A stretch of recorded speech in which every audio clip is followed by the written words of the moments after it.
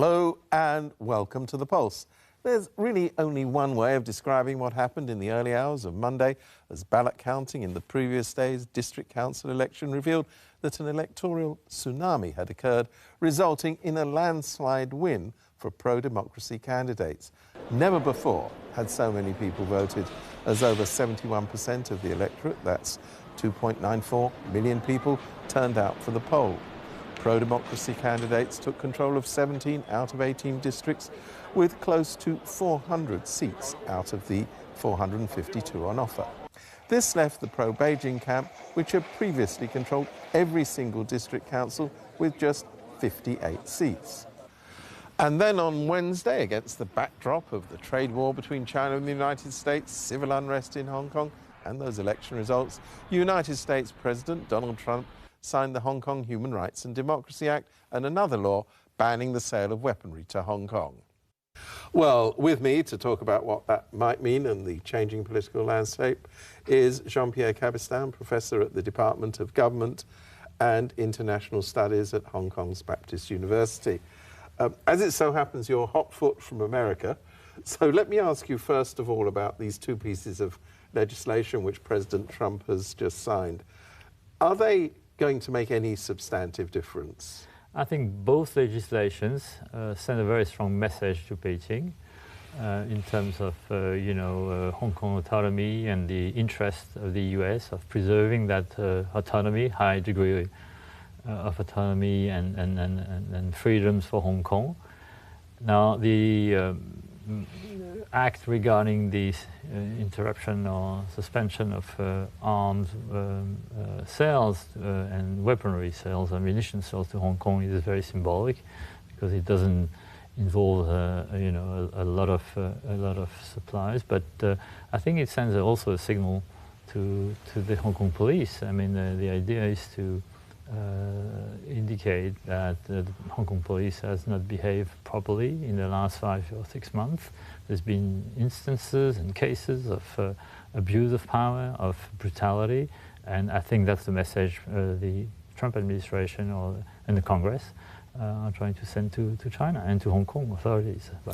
I mean, as you know, China has perhaps routinely, but certainly very aggressively reacted to these two pieces of legislation, and their bottom line argument is that the United States, or indeed any other foreign power, should not be meddling in the internal affairs of China. I know this isn't a new argument, but do you see any difference in the response? Is it a more aggressive response?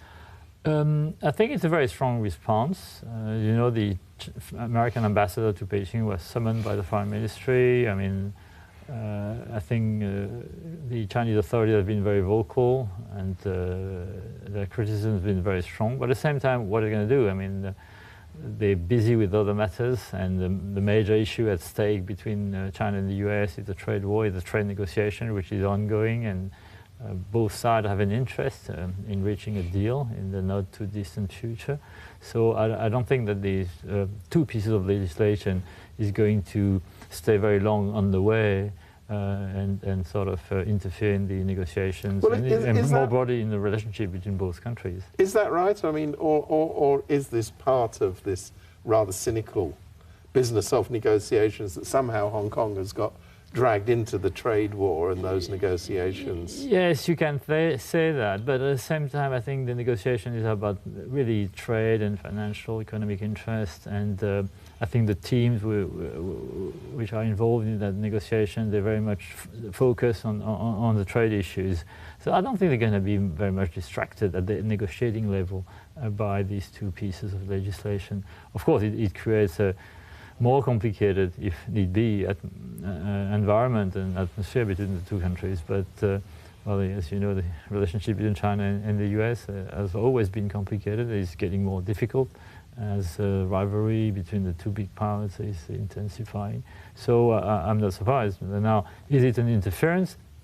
I would say we all have an interest in keeping Hong Kong autonomous, and because all the agreements which have been signed between Hong Kong and the rest of the world, including the EU and European countries and the US and so on, are based on the idea, based on the principle of a high degree of autonomy, the principle that Hong Kong is not the same as mainland China. There are freedoms in Hong Kong that people don't enjoy in China. And if those freedoms and this autonomy are threatened, we have to reconsider our agreements with Hong Kong. Well, let's just move on to the elections. I mean, the evidence seems to be, we don't know, of course, because nobody's inside the inner circles of the Chinese Communist Party, but the evidence seems to be that the party was somewhat surprised by this landslide for the Democrats. Is that your reading of the situation? Oh yes, clearly. I mean, everyone was surprised by the magnitude of this landslide victory. And clearly it sends, again, a strong message to Beijing. Now, that means that I think at a lower level in the liaison office and other levels of the Chinese government, some heads are going to roll. I mean, I think there will be some changes. Well, they're talking about Wang Zhimin, the head of the local office. We'll see how it goes, but I mean, clearly people have to shoulder some responsibilities for this lack of understanding of the Hong Kong situation. Now, I think what is good about this result is going, I think it can contribute to stabilizing the situation in Hong Kong and help, you know, because the pan-democrat but also the protester feel having won a big victory, and they can sort of maybe that's gonna maybe help them moving on and moving back to more peaceful means of protest and demonstrations. The initial response from Beijing, as reflected by the Hong Kong government in the shape of the chief executive, is, well, so what? We're not going to make any concessions. Yes, people may have voted for this, but maybe there are other... I mean, there's all sorts of reasons being offered. But I mean, do you see that as the starting position, or is that actually where they're hoping to hold the line and saying, oh, well, the elections have happened, we'll just go back to where we were before? I think they would need to draw some important conclusions from what has happened and for what the voters have decided on Sunday. I think one of the likely concessions will be the establishment of an independent commission of inquiry. Now, it's not a done deal. They've moved halfway down the road by saying there'll be a commission looking into social issues, apparently. Yes, but it's, of course, for the protest movement, it's not enough. But I think they can move on that front. Down the road, I foresee Carrie Lam being replaced. We don't know when, how. We need to wait for a few more weeks or months. But she's in an impossible situation, and she's becoming really a toxic leader in many ways. And now, as far as the electoral reform is concerned, I think we shouldn't expect too much. I don't think that the Beijing is going to change very much the equation, even if there's been some indication at the fourth plenum that the way the chief executive is elected can be maybe partly revised, but we don't know exactly the details, and that I think the devils will be in the details again. But isn't there a fundamental problem here that a communist dictatorship finds it very hard to understand how to respond to free elections? And I think by everybody's estimation, this was a free election on the 24th. Yes, and I think that's Hong Kong is an unusual environment for the Communist Party, and that's the whole irony and the limitation as well of this one country, two system formula. Is you've got some democracy here, a hybrid system, which is overside by a regime which is a one-party system, which doesn't understand pluralistic elections, open elections, and democratic elections. So I'm afraid that it will take time for the Communist Party to really understand the message sent by the Hong Kong voters to them. I think they need to digest that defeat in a way before really moving on and proposing some longer-term solutions to the crisis in which Hong Kong has been unfolded since June of this year. Well, let's see if that happens. Jean Pierre Cabestan, thank you very much indeed. And we'll be back after the break.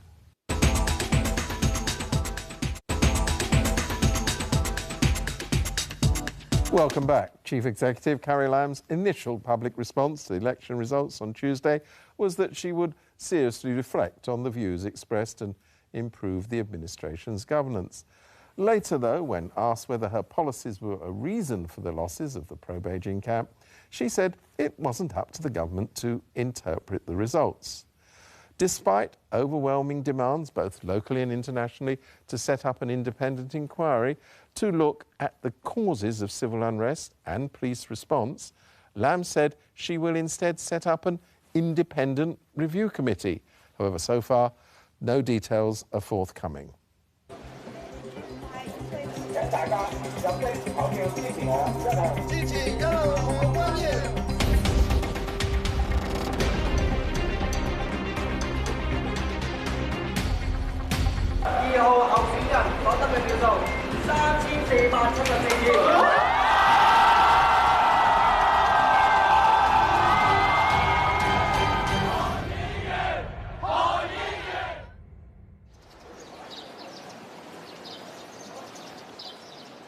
After more than 5 months of unrest in the streets, last Sunday's district council election was seen by many as something of a referendum on the government's handling of its proposed extradition bill, the ensuing protests, and Hong Kong's relationship with Beijing.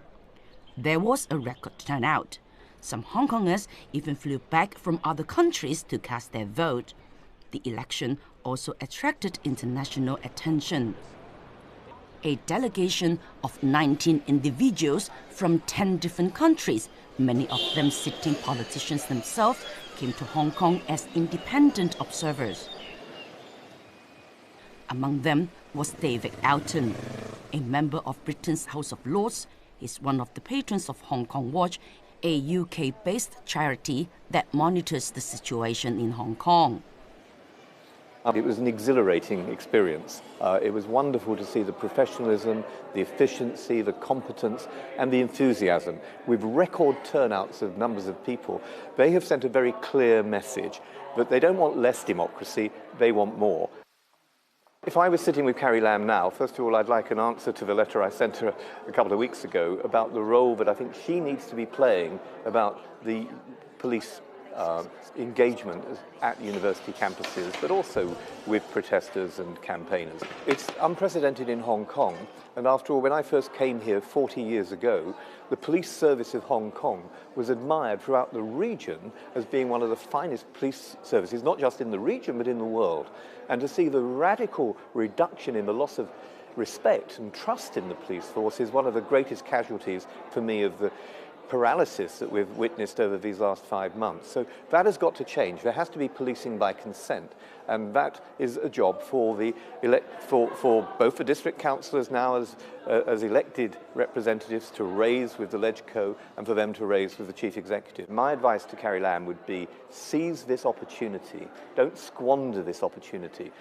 Read the rooms. When you've got vast numbers of people, nearly 3/4 of the population casting their votes, and overwhelmingly casting their votes for pro-democracy campaigners, this should send you a message, and you should take notice of it.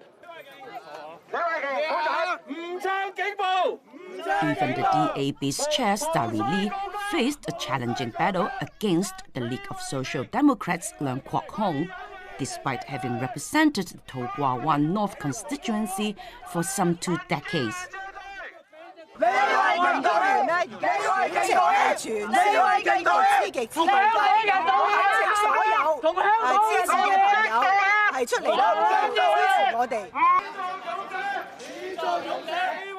Leung received 1,538 votes. Lee had 1,881, securing her seat by a slim margin. 我認為今次一次變相公投嚟㗎嘛。我關心嘅唔係淨係呢一區。咁如果我呢一區係李慧瓊盤踞咗20年，都咁大危機嘅，咁我已經好開心，因為其他區個機會就好大啦。On Monday, Starry Lee and other DAB members apologized to their supporters for their poor performance at the polls. Lee said she had over her resignation as chair of the party. But the DAB's Central Committee had rejected the offer and asked her to continue leading. 2 days later, she claimed the election was unfair as many of their campaign locations or offices had been vandalized. 我亦都相信所有香港人咧都係捍衛公平公正嘅選舉。如果係有實質嘅證據，而呢啲證據咧亦都會影響選舉結果咧，我哋一定係會嚴肅採取一切嘅行動。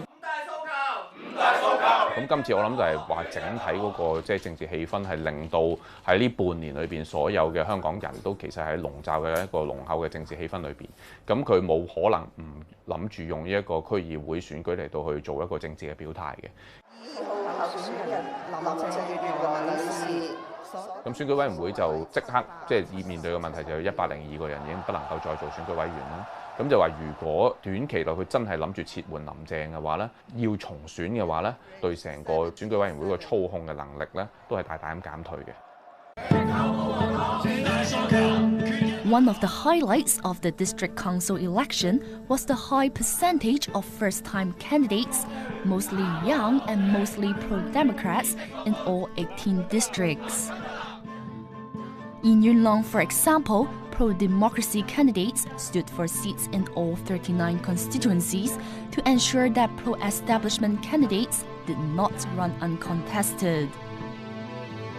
Competition was particularly fierce in Chapat Heung, long controlled by pro-government rural power brokers.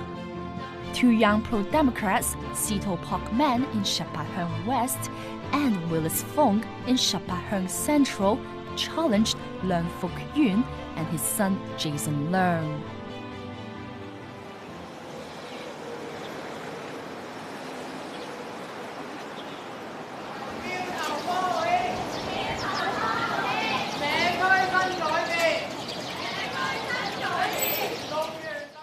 我覺得數人參政咧，其實都係一個好嘅現象嚟嘅，尤其喺地區事務上面咧，其實自己街坊就係最了解自己個區嘅人。咁可能我哋喺經驗上面未必比一啲政黨做咗好多年嘅政治嘅人會比較擅長啦。咁但係我哋都可以土生土長喺度，其實都了解自己個區嘅一個情況嘅，咁都可以將一啲新嘅力量帶入議會。我諗我嘅出現絕對係為呢一區帶來咗競爭嘅，因為以前自動當選嘅時候，大家可能就會唔需要太關心區議會選舉，但當有多過一個候選人嘅時候，大家就會真係去諗，真係去細睇2個候選人或者3個候選人嘅政綱，而選擇出真正能夠代表自己嘅代議士咯。區議會選舉記得出嚟投票啊！我係要獨立參選人姓周嘅，多謝晒。Apart from Willis, 51-year-old independence candidate Chow Ip-ming also ran in Chapat Heung Central for the first time. While Chow says he supports democracy, he rejects the idea of tactical cooperation with the pro-democracy camp. He denies he's there to split the pro-Democrats' vote in this constituency. 如果我用配票嘅形式，或者係我去做一啲嘢，去導致到個選舉改變嘅話咧，其實對我嚟講，我覺得反而呢個唔係民主，呢個反而係我哋去操控咗呢個選舉。我只係為咗要喺呢一個選舉裏邊，讓更多人認識自己啦，喺投票嘅裏邊都有個選擇啦。During election day, we tried to film the third candidate, the pro-establishment Jason Leung. The helpers in his booth refused to tell us where he was. Instead, we found his father, Leung Fuk Yun. 所以我仔咧都跟住我有10幾年啦，即係呢次又立上次冧莊，呢次有人挑戰下佢，咁磨刀10年啊嘛，睇佢把刀利唔利，睇下後生仔，一個鄉事背景，一個就你知啦，都泛民嘅，咁樣睇下佢屋苑入邊啦，定係鄉村。大家啲團結力量同埋大家都係出嚟係服務村民同居民啫。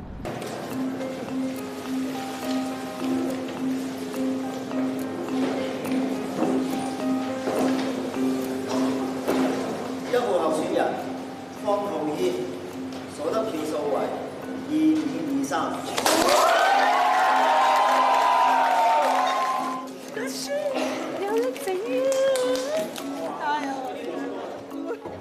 大家覺得元朗就係一啲黑社會嘅地方，更加唔想有人會因為近排發生嘅事覺得唔想搬入嚟18鄉做。